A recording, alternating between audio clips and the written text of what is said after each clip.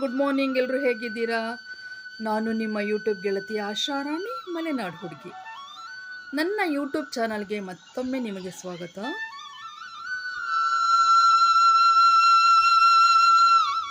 Friends, ನಾನಿವತ್ತು ನಿಮಗೆ ಅದ್ಭುತ ಶಕ್ತಿಯ 3 ಶಿವನ ದೇವಾಲಯಗಳು ಒಂದೇ ಊರಿನಲ್ಲಿ ಒಂದೇ ಸ್ಥಳದಲ್ಲಿರುವಂತಹ ಒಂದು ಪವಿತ್ರವಾದ ಸ್ಥಳಕ್ಕೆ ನಿಮ್ಮನ್ನು ಕರ್ಕೊಂಡು ಹೋಗ್ತಾ ಇದ್ದೀನಿ.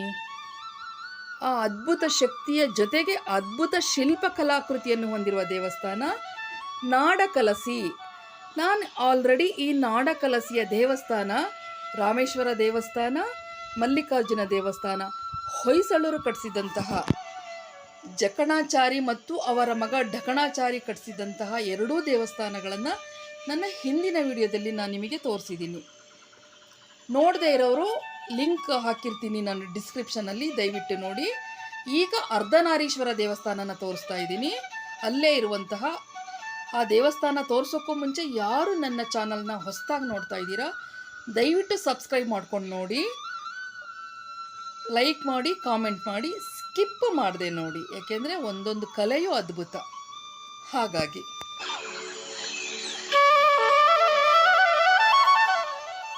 ಸ್ನೇಹಿತರೆ, ಆ 3 ಅದ್ಭುತ ದೇವಸ್ಥಾನಗಳು ಯಾವುದಪ್ಪ ಅಂತಂದರೆ ರಾಮೇಶ್ವರ ದೇವಸ್ಥಾನ, ಮಲ್ಲಿಕಾರ್ಜುನ ದೇವಸ್ಥಾನ ಹಾಗೂ ಅರ್ಧನಾರೀಶ್ವರ ದೇವಸ್ಥಾನ. ಈ 3 ದೇವಸ್ಥಾನಗಳ ಒಂದು ಸ್ಥಳವೇ ಈ ನಾಡಕಲಸೆ.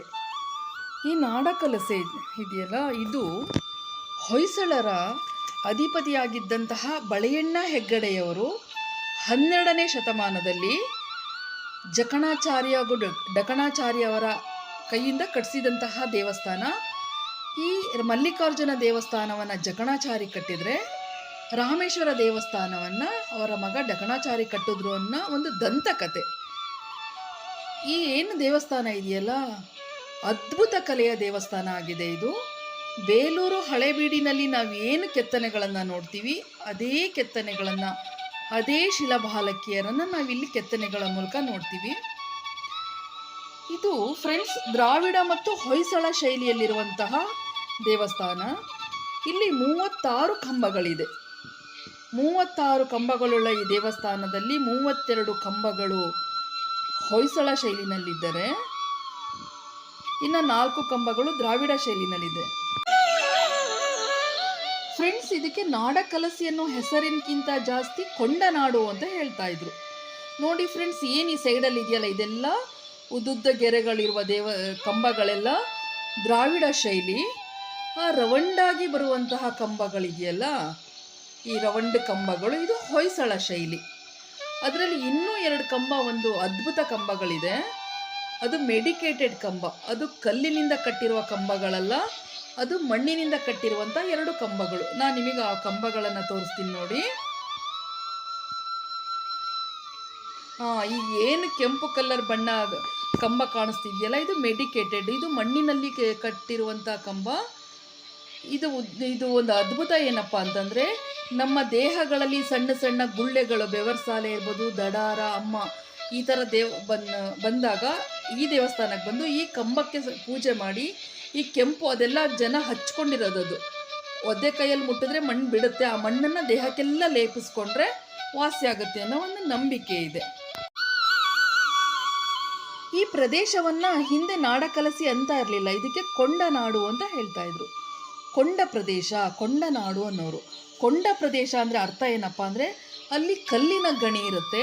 ಆ ಕಲ್ಲನ್ನು ಅಗದ್ಬಿಟ್ಟು ದೇವಸ್ಥಾನಗಳನ್ನು ಕಟ್ಟುವಂಥವರಿಗೆ ಶಿಲ್ಪಗಳನ್ನು, ಕಂಬಗಳನ್ನು ಕೆತ್ತನೆ ಮಾಡಿ ಇಲ್ಲಿಂದ ಸಪ್ಲೈ ಮಾಡ್ತಾ ಇದ್ರಂತೆ, ಈ ಊರಿನಿಂದ.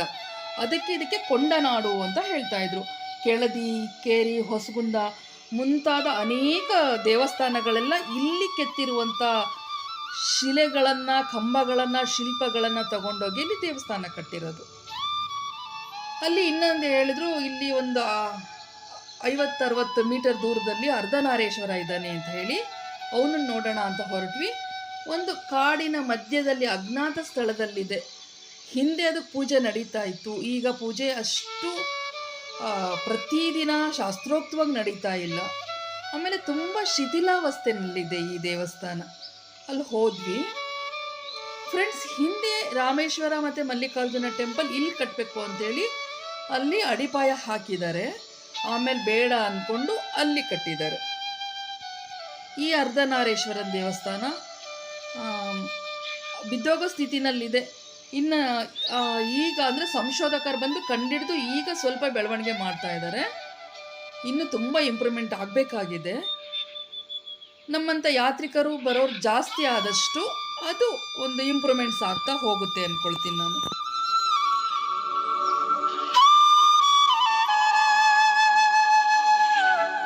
ಮತ್ತು ಫ್ರೆಂಡ್ಸ್, ಇಲ್ಲಿ ತಾಳಪತ್ರೆಗಳನ್ನು ಬರಿತಾ ಇದ್ರಂತೆ. ಋಷಿ ಮುನಿಗಳು ತಪಸ್ಸು ಮಾಡಿದಂಥ ಸ್ಥಳ ಇದು. ತುಂಬ ಒಂದು ಎನರ್ಜೆಟಿಕ್ ಪವರ್ ಇರುವಂಥ ಪ್ಲೇಸ್ ಅಂತ ಹೇಳ್ತಾರೆ. ಇಲ್ಲಿ ತುಂಬ ಪವಿತ್ರವಾದ ಸ್ಥಳ ಮತ್ತು ಅದ್ಭುತ ಸ್ಥಳ. ಶಿಲ್ಪ ಕಲೆಯ ಒಂದು ಬೀಡು ಅಂತ ಹೇಳ್ಬೋದು ಅದನ್ನು ನಾವು.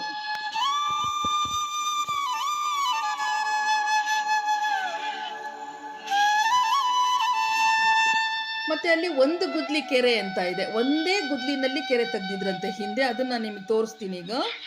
ಒಂದು ಗುದ್ಲಿ ಕೆರೆ, ಅರ್ಧನಾರೀಶ್ವರ, ಮಲ್ಲಿಕಾರ್ಜುನ, ರಾಮೇಶ್ವರನನ್ನೇ ಸದಾಶಿವ ಅಂತ ಸಹ ಕರೀತಾರೆ. ಎಂಥ ಸಂಗಮ ಅಲ್ವಾ ಅಲ್ಲಿ. ಮತ್ತು ಅದ್ಭುತ ಒಂದು ಶಕ್ತಿಯಲ್ಲಿ ಇರಬೇಕಾದಂತೆ ಸಹಜವಾಗಿರುತ್ತೆ. ಶಿವನ ಶಕ್ತಿ ಅಂದರೆ ಸುಮ್ಮನೆನಾ?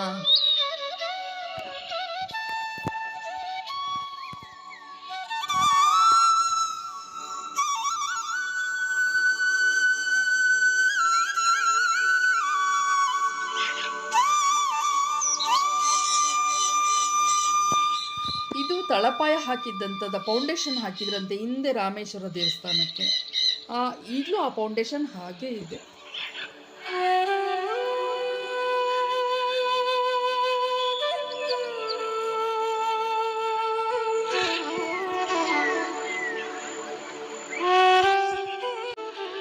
ಫ್ರೆಂಡ್ಸ್, ದೇವಸ್ಥಾನ ಕಟ್ಟುವಾಗ ನೀರು ಬೇಕಲ್ವಾ, ಹಾಗಾಗಿ ಇದು ಕೆರೆ ತೆಗೆದ್ರಂತೆ. ಇದಕ್ಕೆ ಒಂದು ಗುದ್ದಲಿ ಕೆರೆ ಅಂತ ಹೇಳ್ತಾರೆ. ಒಂದು ಗುದ್ದಲಿನಲ್ಲೇ ಕೆರೆ ನಿರ್ಮಾಣ ಆಯ್ತಂತೆ. ಎಷ್ಟು ಅದ್ಭುತ ಅಲ್ವಾ. ಈ ವಿಡಿಯೋ ನಿಮಗೆಲ್ಲ ಖಂಡಿತ ಇಷ್ಟ ಆಯಿತು ಅಂದ್ಕೊಳ್ತೀನಿ. ಅಲ್ಲಿ ಹೋಗಿ ಬಂದರೆ ನಿಮಗೆ ತುಂಬಾ ಇಷ್ಟ ಆಗುತ್ತೆ. ನನ್ನ ವಿಡಿಯೋ ನೋಡಿದ್ದಕ್ಕೆ ನಿಮಗೆಲ್ಲ ತುಂಬ ಥ್ಯಾಂಕ್ಸ್.